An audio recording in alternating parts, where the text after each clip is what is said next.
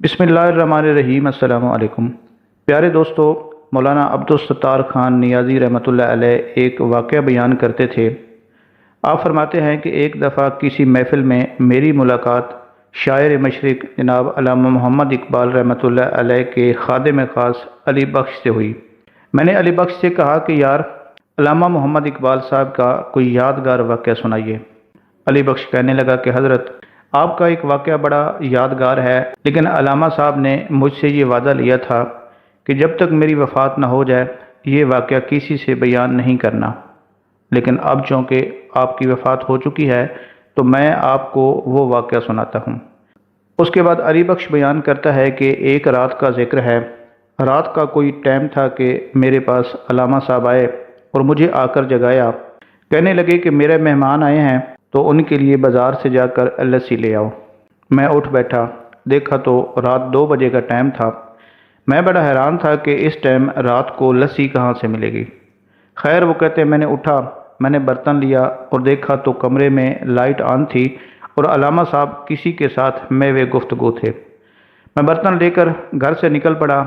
आगे गली का मोड़ मुड़ा तो मैं हैरान रह गया कि रात के 2 बजे बाज़ार खुला हुआ है, बड़ी रोशनी है और वहाँ पर मुझे एक दूध दही की दुकान भी नज़र आ गई। वो कहते हैं कि पहले तो मैं बड़ा हैरान हुआ कि रात 2 बजे दूध दही की दुकान खुली है, और फिर कहते हैं कि मुझे बड़ी खुशी भी हुई कि चले करीब ही काम बन गया, मुझे दूर नहीं जाना पड़ा। अली बख्श कहता है कि मैं दूध दही की दुकान पे गया तो देखता हूँ कि एक बुज़ुर्ग हैं, वो दुकान पे बैठे हैं। तो मैंने उनसे कहा कि मुझे 2 गिलास लस्सी के बना दें। बुज़ुर्ग ने 2 गिलास लस्सी के बना कर दिए। तो मैंने पैसों का पूछा तो वो कहने लगे, आप ले जाओ, इकबाल से हमारा हिसाब किताब चलता रहता है। अली बख्श कहते हैं कि मैं बड़ा हैरान हुआ कि ये बड़े ख़ास बुज़ुर्ग हैं कि जो इकबाल साहब को जानते भी हैं, हालांकि इससे पहले मैंने तो इनको कभी नहीं देखा। खैर, वो अली बख्श लस्सी लेकर आ गए, अल्लामा साहब को दे दी। उन्होंने दरवाजे से बाहर आके दोनों गिलास ले लिए और लेकर अंदर चले गए और दरवाज़ा बंद कर लिया। अली बख्श कहता है कि थोड़ी देर के बाद अल्लामा अपने मेहमान के साथ घर से निकले और दरवाजे तक उनको छोड़ने भी आए। वो जब अंदर आ गए तो मैं पीछे पीछे उस शख्स के पीछे दौड़ा कि देखता हूँ आखिर ये हैं कौन और कहाँ से आए हैं। अली बख्श कहता है कि मैं घर से निकला, उनको देखा तो मुझे कहीं नज़र नहीं आया, और फिर उनके पीछे यूं ही मैं वो गली का मोड़ मुड़ा जहाँ से दही लेकर आया था। क्या देखता हूँ कि ना कोई वहाँ पे बाज़ार है, न दही की दुकान है और ना ही वो लस्सी वाला वहाँ मौजूद है। मैं इसी हैरत में डूबा हुआ आकर सो गया। तो सुबह अल्लामा साहब से पूछा कि ये रात वाला क्या माजरा था। अली बख्श कहता है कि अल्लामा साहब ने मेरे से वादा लिया कि वादा करो मेरी ज़िंदगी में ये राज किसी पर अफशा नहीं करोगे। जब मैंने वादा किया, अल्लामा साहब फरमाने लगे कि रात को जो शख्स मेरे पास मेहमान आए थे वो गौसुल हिंद हजूर शहनशाह ख्वाजा मोइनुद्दीन चिश्ती अजमेरी रहमतुल्लाह अलैह थे, और वो बुज़ुर्ग जिनसे आपने जाकर लस्सी ली वो बुज़ुर्ग हज़रत दाता गंज बख्श रहमतुल्लाह अलैह थे। हज़रत ख्वाजा मोइनुद्दीन चिश्ती अजमेरी रहमतुल्लाह अलैह और हज़रत बाबा फरीद गंज शकर रहमतुल्लाह अलैह जैसे औलिया और कुतुबुल मशाइख यहाँ आकर आपके मिज़ार पर चिल्ला कश रहे। इससे हज़रत अली हजवेरी रहमतुल्लाह अलैह का आली मर्तबत होना साफ ज़ाहिर है। आपकी निगाह फैज़ का इजहार ख्वाजा गरीब नवाज़ ख्वाजा मोइनुद्दीन चिश्ती अजमेरी रहमतुल्लाह अलैह ने भी फरमाया। जब एक बार ख्वाजा गरीब नवाज़ लाहौर तशरीफ़ लाए और हज़रत दाता गंज बख्श अली हजवेरी रहमतुल्लाह अलैह के मिज़ार अक़दस पर हाज़री दी और मिज़ार से मुतसिल आपके हुजरा में 40 दिन का चिल्ला काटा और इबादत और रियाज़त में मशगूल रहे। इस दौरान हज़रत दाता गंज बख्श रहमतुल्लाह अलैह ने जो फ्यूज़ व बरक़ात की बारिश आप पर की, उसका अंदाज़ा ख्वाजा गरीब नवाज़ ही लगा सकते हैं। जब ख्वाजा मोइनुद्दीन चिश्ती अजमेरी रहमतुल्लाह अलैह चिल्ला से फारिग होकर रुखसत होने लगे तो बेसाख्ता ख्वाजा गरीब नवाज़ की ज़बान मुबारक पर दाता अली हजवेरी रहमतुल्लाह अलैह के लिए ख़ास तौर पर ये शेर जारी हुआ। गंजे बख्श फैज़ आलम मजहर नूर खुदा, नाकसारा पीर कामिल कामिला रा नुमा। उस मर्द खुदा ख्वाजा मोइनुद्दीन चिश्ती अजमेरी रहमतुल्लाह अलैह की ज़बान मुबारक से निकला हुआ ये शेर इस कदर ज़बान ख़ासो आम हुआ कि जिसकी गूंज चहार सू फैल गई। इसी से आपकी गंज बख्श के नाम से शोहरत हुई। اور لوگ آپ کے آستانہ سے فیض پانے لگے۔ علی بن عثمان الحجویری المعروف داتا گنج بخش رحمۃ اللہ علیہ فرماتے ہیں کہ ایک روز کا ذکر ہے کہ میں علاقہ شام میں سفر کرتا ہوا حضرت بلال رضی اللہ تعالی عنہ کے روضہ پر پہنچا۔ جب میری آنکھ لگ گئی تو میں نے اپنے آپ کو مکہ معظمہ میں دیکھا۔ اتنے میں سرکار دو عالم صلی اللہ علیہ وآلہ وسلم بنی شہبہ کے دروازے پر تشریف فرما ہوئے۔ اس وقت آپ ایک سن رسیدہ شخص کو اپنی بغل میں لیے ہوئے تھے، جیسے کسی بچے کو لیے ہوئے ہوتے ہیں۔ میں فرط محبت سے بے قرار ہو کر آپ کی طرف دوڑا اور آپ کے پائے مبارک کو پکڑ کر بوسہ دیا۔ میں بڑا حیران تھا کہ یہ بوڑھا شخص کون ہے جسے حضور نبی کریم صلی اللہ علیہ وآلہ وسلم نے اپنے بازوؤں میں لیا ہوا ہے۔ آقا کریم صلی اللہ علیہ وآلہ وسلم نے قوت باطنی سے میرے اس استجاب کا حال معلوم کر لیا اور مجھے مخاطب کر کے فرمایا کہ یہ تمہارے امام ہیں، امام ابو حنیفہ۔ اس سے مجھے یہ بات معلوم ہوئی کہ حضرت امام ابو حنیفہ رحمۃ اللہ علیہ کا مقام و مرتبہ کتنا بلند ہے۔ علی بن عثمان الحجویری المعروف داتا گنج بخش رحمۃ اللہ علیہ حسنی سادات کے چشم و چراغ ہیں۔ آپ کا شجرہ نسب مخدوم علی بن عثمان بن سید علی بن عبد الرحمن اور یہ سلسلہ چلتا چلتا حضرت علی کرم اللہ وجہ تک پہنچتا ہے۔ آپ کا خاندان ایک علمی خاندان سمجھا جاتا تھا۔ جس دور میں حضرت علی حجویری غزنی میں پیدا ہوئے وہ دور علم و فضل کے اعتبار سے بہت اچھا دور تھا۔ بے شمار علماء، فضلاء اور اہل دانش غزنی میں رہتے تھے۔ غزنی کی فضا میں ہر طرف علم و فکر اور معرفت کا چرچا تھا۔ چنانچہ 432 ہجری میں مرشد کریم حضرت شیخ ابو الفضل ختلی رحمۃ اللہ علیہ نے حضرت داتا گنج بخش علی حجویری کو حکم فرمایا کہ علی تم لاہور روانہ ہو جاؤ، وہاں تمہاری اشد ضرورت ہے۔ سرزمین ہند تمہارا انتظار کر رہی ہے اور تمہارے فیض کا سلسلہ لاہور ہی سے جاری ہوگا۔ چنانچہ آپ اپنے مرشد کے حکم سے خدا کے دین کی تبلیغ اور اشاعت کے لیے سلطان محمود غزنوی کے بیٹے ناصر الدین کے زمانے میں لاہور تشریف لائے۔ آپ سے پہلے آپ کے پیر بھائی حسین زنجانی اس خدمت پر مامور تھے۔ آپ نے ایک لمحے کے توقف کے بعد مؤدبانہ انداز سے اپنے مرشد سے عرض کی کہ حضور وہاں لاہور میں تو میرے پیر بھائی اور آپ کے مرید کامل حضرت میرا حسین زنجانی موجود ہیں، اور ان کے ہوتے ہوئے میری وہاں کیا ضرورت ہو سکتی ہے۔ شیخ ابو الفضل ختلی رحمۃ اللہ علیہ قدرے مسکرائے اور فرمایا کہ یہ تمہارے سوچنے کا کام نہیں، بس تم فوراً روانہ ہو جاؤ اور دین اسلام کی ترویج اور اشاعت کا کام کرتے رہو۔ چنانچہ مرشد کریم سے لاہور جانے کا حکم ملنے کے بعد آپ مرشد سے رخصت ہو کر اپنے وطن غزنی آئے۔ اس زمانے میں غزنی سے لاہور تک کا راستہ کافی دشوار اور گزار تھا، کیونکہ اس راستے میں شمالی سرحدی علاقہ پڑتا تھا جو کہ ہمارا قبائلی ایریا ہے اور جس کا زیادہ حصہ پہاڑی ہے۔ چنانچہ آپ 3 آدمیوں کے قافلے کی صورت میں لاہور کی طرف چل دیے۔ آپ کے ساتھ شیخ احمد حمادی سرخی اور شیخ ابو سعید حجویری رحمۃ اللہ علیہ بھی تھے۔ اللہ کے یہ تینوں بندے اور درویش انتہائی مشقت کے بعد پہاڑی علاقے کو عبور کرتے ہوئے پشاور آئے اور پھر وہاں سے منزل بمنزل لاہور آئے۔ راستے میں آپ کو پنجاب کے دریاؤں کو بھی عبور کرنا پڑا۔ آپ کی لاہور میں آمد سن 431 ہجری بمطابق 1041 عیسوی ہے۔ لاہور شہر کے داخلی دروازے تک پہنچتے پہنچتے شام ہو گئی۔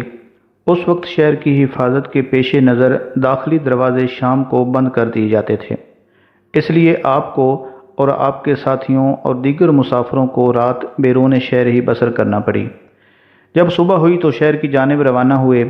ابھی چند ہی قدم چلے تھے کہ سامنے سے ایک بہت بڑا ہجوم آتا ہوا دکھائی دیا۔ جب وہ قریب آئے تو آپ کے ساتھیوں نے معلوم کیا تو پتہ چلا کہ یہ جنازہ ہے۔ غزنی سے آنے والے آپ کے ساتھ جو آپ کے دوست تھے انہوں نے پتہ چلایا تو پتہ یہ چلا کہ یہ حضرت شیخ میرا حسین زنجانی رحمۃ اللہ علیہ کا جنازہ ہے۔ یہ سن کر آپ رحمۃ اللہ علیہ دم بخود ہو گئے اور بے اختیار آپ کی زبان مبارک سے نکلا کہ اللہ شیخ کو جزائے خیر دے۔ وہ واقعی روشن ضمیر تھے۔ جب جنازے کے شرکاء نے آپ کا یہ عجیب فکرہ سنا تو آپ سے استفسار کیا۔ آپ رحمۃ اللہ علیہ نے انہیں پورا واقعہ سنا دیا۔ جب لوگوں کو پتہ چلا کہ آپ رحمۃ اللہ علیہ حضرت شیخ حسین زنجانی رحمۃ اللہ علیہ کے پیر بھائی ہیں تو انہوں نے جنازہ پڑھانے کا اصرار کیا، اور یوں آپ رحمۃ اللہ علیہ نے پہلے جنازہ پڑھایا اور پھر تدفین کے عمل سے فارغ ہو کر شہر کی جانب روانہ ہوئے۔ یہاں مسلمانوں کو استحکام حاصل کیے کچھ ہی عرصہ گزرا تھا اور ہر طرف ہندو مذہب کے پیروکار اور پیشواؤں کا دور دورہ تھا، مگر آپ رحمۃ اللہ علیہ کی شریعت مطہرہ کی پابند، بے داغ اور دلکش سیرت اور شفقت و محبت سے بھرپور شخصیت لوگوں کو کفر و شرک کی دلدل سے نکال کر صراط مستقیم کی طرف گامزن کرنے کے باعث بنی۔ آپ نے خلوص دل سے دین کی ترویج اور اشاعت کا بیڑا اٹھایا اور لوگوں کو صراط مستقیم دکھائی۔ آپ رحمۃ اللہ علیہ نے خلوص دل سے دین کی ترویج اور اشاعت کا بیڑا اٹھایا اور پھر دیکھتے ہی دیکھتے لوگ جوق در جوق دائرہ اسلام میں داخل ہونے لگے۔ آپ رحمۃ اللہ علیہ نے لاہور شہر کے باہر دریائے راوی کے کنارے اپنا مسکن بنایا، جہاں پر آج آپ کا مزار مبارک ہے۔ وہاں پر قیام پذیر ہوئے اور مسجد، خانگاہ اور مدرسے کی بنیاد رکھی۔ آپ رحمۃ اللہ علیہ کو لاہور میں قیام کیے ابھی 3 روز ہی گزرے تھے کہ تیسرے روز ایک بڑھیا دودھ اٹھائے آپ کے پاس سے گزری۔ آپ نے بڑھیا سے کہا کہ مجھے دودھ قیمتاً دے دو۔ بڑھیا نے انکار کر دیا اور کہا کہ وہ دودھ رائے راجو جوگی کو دے گی، اور اگر اسے نہ دیا تو ہماری بھینس دودھ کی جگہ خون دینا شروع کر دیں گی۔ آپ رحمۃ اللہ علیہ نے کہا کہ یہ دودھ مجھے دے دو، تمہاری بھینسیں خون نہیں دیں گی بلکہ اور زیادہ دودھ دیں گی۔ چنانچہ بڑھیا نے حضرت علی حجویری رحمۃ اللہ علیہ کو وہ دودھ دے دیا، اور جب وہ گھر گئی اور شام کو بھینس کا دودھ دونا شروع کیا تو خون کی بجائے دودھ آنا شروع ہو گیا، اور وہ بھی اتنا زیادہ کہ بہت زیادہ مقدار میں۔ بڑھیا نے یہ ماجرا جب لوگوں کو بتایا تو انہوں نے بھی آپ کو دودھ پیش کرنا شروع کر دیا۔ پھر یہ بات رائے راجو کوتوال تک پہنچی تو وہ آپ کو بھگانے کے لیے آ گیا اور آپ کے مقابلے پر اتر آیا۔ آپ نے اسے بہت سمجھایا اور کہا کہ وہ شعبدہ بازی سے باز آ جائے، لیکن رائے راجو جو کہ شہر کا کوتوال بھی تھا اور جوگی بھی تھا، اس نے فضا میں اڑ کر کرتب دکھانا شروع کر دیے۔ آپ رحمۃ اللہ علیہ نے اپنی پاپوش مبارک کو یعنی اپنے جوتوں کو ہوا میں اچھالا اور چند ہی لمحوں میں رائے راجو کو زمین پر پٹک دیا۔ وہ اٹھا اور معافی مانگنا شروع کر دی اور کلمہ پڑھ کر دائرہ اسلام میں داخل ہو گیا۔ رائے راجو حضرت داتا گنج بخش رحمۃ اللہ علیہ کے ہاتھوں اسلام قبول کرنے والا ہندوستان میں پہلا شخص تھا۔ اس کے بعد رائے راجو حضرت داتا گنج بخش رحمۃ اللہ علیہ کے پاس ہی رہنے لگا اور آپ سے ظاہری اور باطنی علوم سیکھنے لگا۔ آپ نے اس کا اسلامی نام عبداللہ رکھا۔ انہوں نے آپ کی بہت زیادہ خدمت کی۔ عبادت اور ریاضت کی وجہ سے حضرت داتا گنج بخش نے آپ کو شیخ ہندی کا لقب دیا، اور پھر آپ ہی حضرت داتا گنج بخش کے جانشین اور خلیفہ بھی بنے۔ چنانچہ پنجاب بھر سے اب بھی گجر برادری اور شیر فروش صدیوں سے اس روایت کو زندہ رکھے ہوئے ہیں، اور عرس کے موقع پر 3 دن گجر برادری لاکھوں من دودھ لے کر یہاں آتے ہیں، اور تینوں دن دودھ کی سبیل لگی رہتی ہے، جس سے لاکھوں فرزندان اسلام اس سبیل سے دودھ پیتے ہیں۔ حضرت داتا علی حجویری رحمۃ اللہ علیہ نے تقریباً 34 سال تک لاہور اور پنجاب میں تبلیغ اسلام کے لیے کام کیا۔ تبلیغ و اشاعت دین کے سلسلے میں آپ نے بر صغیر کے دوسرے علاقوں کا بھی سفر کیا، لیکن آپ کا مقام اور مرکز لاہور ہی بنا رہا۔ ان دنوں لاہور کو غزنی کی سلطنت میں نہایت اہم مقام حاصل تھا، لیکن یہاں تبلیغ دین کا کام انجام دینا بے حد مشکل کام تھا، کیونکہ یہاں ہندوؤں، برہمنوں اور جوگیوں کا راج تھا۔ حضرت حجویری سے قبل بہت سے بزرگ ان کے مقابلے میں خاطر خواہ کامیاب نہ ہو سکے تھے۔ ان خطرات کی بنا پر اشاعت اسلام کا سفر رکا ہوا تھا۔ ان چیلنجوں کا سامنا کرنے کے لیے حضرت داتا صاحب کی لاہور آمد ہوئی، اور آپ کی تبلیغ اسلام میں ایک سنگ میل کی حیثیت رکھتی ہے، کیونکہ آپ کی آمد سے کثیر تعداد میں نہ صرف بتوں کے پجاریوں نے اسلام قبول کیا، بلکہ خاص اور ہندو برمن بھی تیزی سے اسلام قبول کرنے لگے۔ حضرت علی حجویری رحمۃ اللہ علیہ کے اخلاق حمیدہ اور آپ کی فہم و فراست تھی کہ نہ صرف ہندوؤں کے با اثر سیاسی طبقے نے اسلام قبول کرنا شروع کیا، بلکہ دیگر لوگ بھی بہت تیزی کے ساتھ حلقہ بگوش اسلام ہوئے، اور ایک اندازے کے مطابق لاہور کی نصف آبادی نے آپ کے ہاتھ پر اسلام قبول کیا۔ جس طرح آپ رحمۃ اللہ علیہ کو غیر مسلموں میں اسلام پھیلانے کی فکر تھی، اس سے زیادہ آپ کو اس بات کی فکر لاحق تھی کہ تصوف کے نام پر وہ غیر اسلامی رسوم اور رواج اور خود ساختہ غلط نظریات جو علماء و صوفیاء کرام اور دیگر مسلمانوں میں سرایت کر رہے ہیں، انہیں کس طرح دور کیا جائے۔ لہٰذا آپ نے رائج غلط نظریات کو دور کرنے کی کوشش کی اور تصوف کی تعلیمات کو ان کے سادہ اور پرانے اسلوب پر لے آئے۔ اسلامی تعلیمات کی سادگی کو برقرار رکھا، خود بھی ان پر سختی سے عمل پیرا رہے اور دوسروں کو بھی اس کی تلقین کی۔ آپ رحمۃ اللہ علیہ کی اہم اور گراں قدر تصنیف کشف المحجوب قرآن و سنت کی تعلیمات پر مبنی تصوف کا مثالی دستور اور حکمت و معرفت کی روشن قندیل ہے، جو قلب انسانی کو متاثر کرنے کی بے پناہ صلاحیت رکھتی ہے۔ آپ رحمۃ اللہ علیہ کی تعلیمات کا نچوڑ اس میں موجود ہے۔ آپ نے نہایت اختصار کے ساتھ شریعت مطہرہ کے مسائل کو اس میں واضح کیا ہے، کیونکہ شریعت پر عمل کیے بغیر کوئی عالم صحیح معنوں میں عالم نہیں بن سکتا، اور نہ ہی کوئی صوفی صحیح معنوں میں صوفی بن سکتا ہے جب تک وہ قرآن و سنت اور شریعت پر عمل نہیں کرتا۔ حضرت داتا گنج بخش علی حجویری رحمۃ اللہ علیہ ایک جگہ فرماتے ہیں کہ ایک دفعہ میں اپنے پیر و مرشد حضرت شیخ ابو الفضل ختلی رحمۃ اللہ علیہ کے ساتھ بیت الجن سے دمشق کا سفر کر رہا تھا۔ راستے میں بارش ہو گئی، جس کی وجہ سے بہت زیادہ کیچڑ ہو گیا اور ہم بہت ہی مشکل سے چل رہے تھے۔ اچانک میری نظر پیر و مرشد پر پڑی تو کیا دیکھتا ہوں کہ ان کی زیب تن کیا ہوا لباس بھی بالکل خشک ہے اور پاؤں مبارک پر کیچڑ کا بھی کوئی نشان نظر نہیں آتا۔ مجھے بڑی حیرت ہوئی۔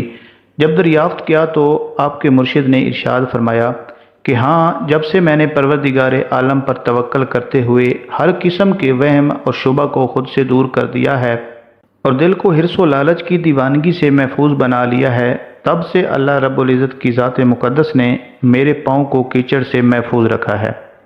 داتا علی حجویری رحمۃ اللہ علیہ عراق کا ایک واقعہ بیان کرتے ہیں کہ عراق میں اپنے قیام کے زمانے میں ایک دفعہ میں دنیا کمانے اور اسے خرچ کرنے میں بہت زیادہ دلیر ہو گیا تھا، اور جس کسی کو بھی کوئی ضرورت پیش آتی وہ میری طرف رجوع کرتا، اور میں چاہتا کہ میرے دروازے سے کوئی خالی نہ جائے، اس لیے اس شخص کی ضرورت کو پوری کرنے کی حتی الامکان میں کوشش کرتا، یہاں تک کہ میں خود بہت زیادہ مقروض ہو گیا اور اس صورتحال سے بڑا پریشان ہوا۔ آخر وقت کے بزرگوں میں سے ایک بزرگ نے مجھے ایک خط لکھا اور سمجھایا کہ بیٹا دیکھو، اس قسم کی مشغولیت میں کہیں خدا سے دور نہ ہو جاؤ۔ یہ مشغولیت ہوائے نفس ہے، اگر کسی کے دل کو اپنے سے بہتر پاؤ تو اس کی خاطر پریشانی اٹھاؤ، تمام مخلوق کے کفیل بننے کی کوشش نہ کرو، کیونکہ اپنے بندوں کے لیے خدا خود ہی کافی ہے۔ آپ مزید فرماتے ہیں کہ اس نصیحت سے مجھے سکون قلب حاصل ہوا اور میں نے یہ جانا کہ مخلوق سے دور رہنا صحت اور سلامتی کی راہ ہے، اور انسان کو بھی چاہیے کہ وہ خود اپنی طرف نہ دیکھے تاکہ کوئی اور بھی اس کی طرف نہ دیکھے۔ اور یہ حقیقت ہے کہ آدمی خود ہی اپنے آپ کو اہم اور بڑی چیز عیاں کرتا ہے، ورنہ دنیا اسے کچھ نہیں سمجھتی، وہ تو صرف اس سے اپنا کام ہی نکالتی ہے۔ آپ اپنے پیر و مرشد کا تذکرہ یوں بیان فرماتے ہیں: ایک مرتبہ میں آپ کو وضو کرانے کے لیے آپ کے ہاتھوں پر پانی ڈال رہا تھا۔ میرے دل میں یہ خیال آیا کہ میں ایک آزاد آدمی ہوں، آخر میں ان پیروں کی غلامی کیوں کروں؟ جو قسمت میں لکھا ہے وہ ضرور پورا ہوگا۔ پیر و مرشد نے آپ کے دل کی کیفیت جان لی اور فرمایا کہ بیٹا، جو خیال تیرے دل میں ابھی پیدا ہوا ہے میں اسے جانتا ہوں۔ ہر کام کا ایک سبب اور ذریعہ ہوتا ہے۔ یہ خدمت اور ملازمت آدمی کی بزرگی کا سبب بن جاتی ہے۔ یہ ٹھیک ہے کہ اللہ تعالیٰ چاہتا ہے تو ایک سپاہی زادے کو تاج شاہی پہنا دیتا ہے۔ اسی طرح ایک اور مقام پر حضرت داتا علی حجویری اپنے پیر و مرشد کا تذکرہ یوں فرماتے ہیں کہ جس روز آپ کے مرشد کی وفات ہوئی تو آپ بانیہ اور دمشق کے درمیان پہاڑ پر واقع ایک گاؤں بیت الجن میں تھے، اور آپ کے مرشد کا سر آپ کی گود میں تھا۔ آپ فرماتے ہیں کہ میرا دل سخت مضطرب اور تکلیف میں تھا، جیسا کہ ایسے محسن اور دوست کی علیحدگی کے خیال سے ہونا چاہیے۔ میرے پیر مرشد کی وفات کا وہ ٹائم تھا جب میرے مرشد نے مجھے پریشان دیکھا تو فرمایا کہ بیٹا، میں اعتقاد کا ایک مسئلہ بیان کرتا ہوں، اگر تو اپنے آپ کو اس کے مطابق درست کر لے گا تو ہر قسم کے رنج اور تکلیف سے بچ جائے گا۔ پھر کہا کہ یاد رکھو، ہر جگہ اور ہر حال اللہ تعالیٰ کا پیدا کردہ ہے، خواہ وہ نیک ہو یا بد۔ تیرے لیے مناسب ہے کہ تو اس کے کسی بھی فعل پر انگشت نمائی نہ کرے اور نہ دل میں اس پر کوئی اعتراض کرے۔ اس کے بعد آپ خاموش ہو گئے اور اپنی جان اس کائنات کو سجانے اور بنانے والے حقیقی خالق اور مالک کے سپرد کر دی۔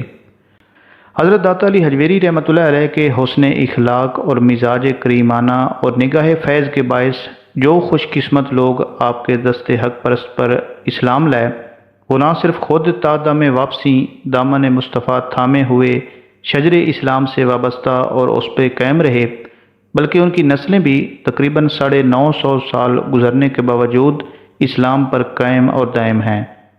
ایسا کیوں نہ ہوتا کہ آپ ایک ایسے مرد کامل، صوفی باصفہ، درویش اور بزرگ تھے جن کے پاس نہ تو کوئی خزانہ تھا اور نہ سپا، نہ دنیاوی وسائل اور نہ ہی جاہ و حشمت کہ جس سے لوگ مرعوب ہو کر آپ کے پاس آتے۔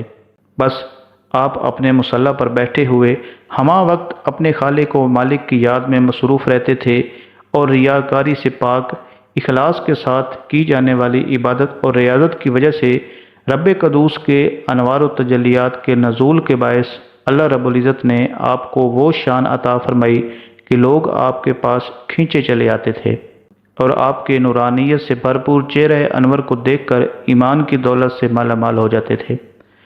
شاعر مشرق اپنے دور کے مرد کلندر حضرت علامہ اقبال نے اسی تناظر میں فرمایا تھا کہ نگاہ ولی میں وہ تاثیر دیکھی، بدلتی ہزاروں کی تقدیر دیکھی۔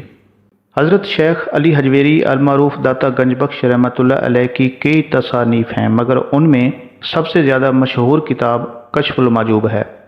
علم تصوف میں یہ کتاب جو فارسی میں لکھی گئی ہے۔ اس شورا آفاق کتاب کے بارے میں حضرت بابا فرید الدین گنج شکر رحمۃ اللہ علیہ کے منظور نظر خواجہ نظام الدین اولیاء فرماتے ہیں کہ جس کا کوئی مرشد نہ ہو وہ اس کتاب کشف المحجوب کا مطالعہ کرے تو اس کتاب کے مطالعہ کی برکت سے اسے مرشد مل جائے گا۔ کشف المحجوب کو جو شہرت حاصل ہوئی وہ کسی اور کتاب کو نہیں ہوئی۔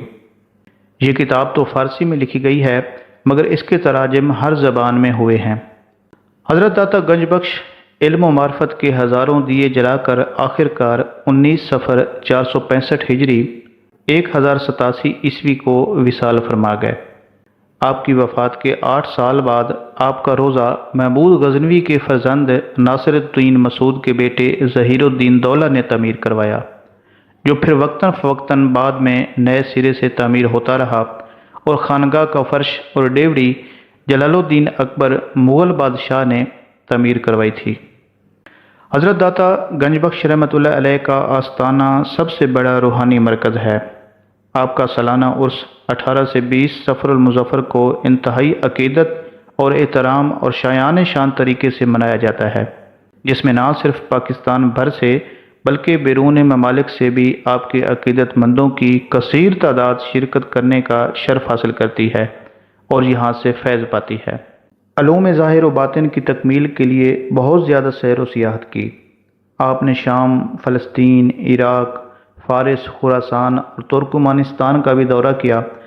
ظاہری تعلیم کے حصول کے بعد معرفت حاصل کرنے کی غرض سے آپ مرشد کی تلاش میں نکلے، مختلف علاقوں کا سفر کیا۔ دوران سفر آپ نے سلسلہ عالیہ جنیدیہ میں حضرت ابو الفضل محمد بن ختلی رحمۃ اللہ علیہ کے ہاتھ پر بیعت کی، جو شام میں رہتے تھے اور اپنے زمانے کے مشہور پیشوائے طریقت تھے۔ سلسلہ جنیدیہ کے بارے میں آپ رحمۃ اللہ علیہ نے لکھا ہے کہ ہمارے تمام شیوخ اور اکابرین سلسلہ جنیدیہ سے منسلک ہیں اور یہ طریقہ بڑا مشہور ہے۔ آپ نے ان کی زیر نگرانی سلوک کی منازل طے کیں۔ آپ رحمۃ اللہ علیہ کا سلسلہ طریقت کچھ یوں ہے کہ آپ مرید حضرت ابو الفضل محمد حسن ختلی کے، وہ مرید حضرت شیخ ابو الحسن کے، وہ مرید حضرت شیخ ابو بکر شبلی رحمۃ اللہ علیہ کے، اور وہ مرید حضرت جنید بغدادی کے، اور حضرت جنید بغدادی رحمۃ اللہ علیہ مرید حضرت سری سکتی کے، اور وہ مرید حضرت معروف کرخی کے، اور وہ مرید حضرت داؤد تائی کے، اور حضرت داؤد طائی رحمۃ اللہ علیہ مرید حضرت حبیب اجمی کے، اور وہ مرید حضرت خواجہ حسن بصری کے، اور خواجہ حسن بصری مرید ہیں حضرت علی کرم اللہ وجہ الکریم کے۔ تو اس طرح سے حضرت علی حجویری کا سلسلہ معرفت چلتا ہے۔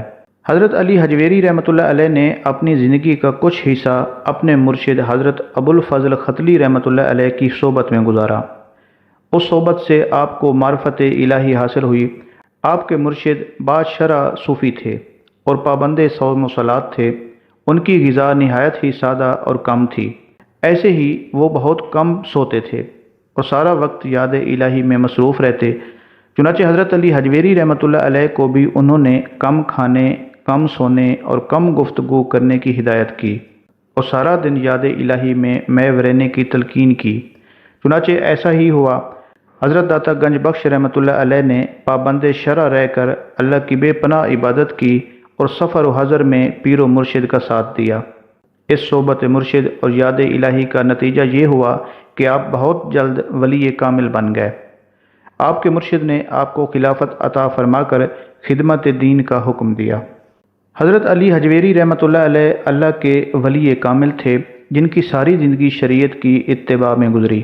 اگرچہ آپ نے سلوک اور معرفت کی منازل طے کرنے کے لیے بہت سی ریاضت اور مجاہدہ کیا، جگہ جگہ کی سیر و سیاحت کی، زندگی کا کچھ حصہ سفر میں گزارا اور مسلسل 40 سال تک سفر میں رہنے کے باوجود کبھی بھی نماز با جماعت ترک نہیں کی، اور جب بھی جمعہ کا دن آتا آپ کسی نہ کسی قصبہ میں چلے جاتے اور نماز جمعہ ادا فرماتے۔ کشف المحجوب میں آپ نے کئی مقامات پر اس اتباع شریعت کی طرف اشارہ کیا ہے۔ آپ فرماتے ہیں کہ ایک بار میں ایک باطنی الجھن میں گرفتار ہو گیا۔ ایک روحانی راز تھا جو مجھ پر منکشف نہیں ہوتا تھا۔ اس کے انکشاف کے لیے میں نے بڑی ریاضت کی، مگر پھر بھی وہ راز مجھ پر نہ کھلا اور اس کا کوئی نتیجہ نہیں نکلا۔ اس سے بیشتر بھی ایک بار ایسا ہو چکا تھا۔ میں نے اس کے حل کے لیے حضرت ابو یزید رحمۃ اللہ علیہ کے مزار پر چیلہ کشی کی تھی۔ اس چیلہ کشی کے نتیجے میں وہ میری باطنی مشکل حل ہو گئی تھی۔ چنانچہ اس بار بھی میں ان کے مزار پر جا کر متقف ہو گیا، لیکن 3 ماہ تک اعتکاف میں بیٹھے رہنے کے باوجود مجھے کامیابی نصیب نہیں ہوئی، اور اس دوران میں روزانہ 3 دفعہ میں نہاتا اور 3 ہی دفعہ طہارت کرتا۔ کامیابی کی کوئی بھی صورت نہ دیکھ کر میں نے خراسان جانے کے لیے رخت سفر باندھا۔ راہ میں ایک گاؤں میں قیام کیا۔ یہاں صوفیوں کا ایک گروہ مقیم تھا۔ یہ رسم پرست لوگ تھے۔ انہوں نے مجھے سادہ سا پاجامہ پہنے دیکھ کر کہا کہ یہ ہماری جماعت سے نہیں ہے، اور واقعہ میں ان کی جماعت سے کوئی تعلق بھی نہیں رکھتا تھا۔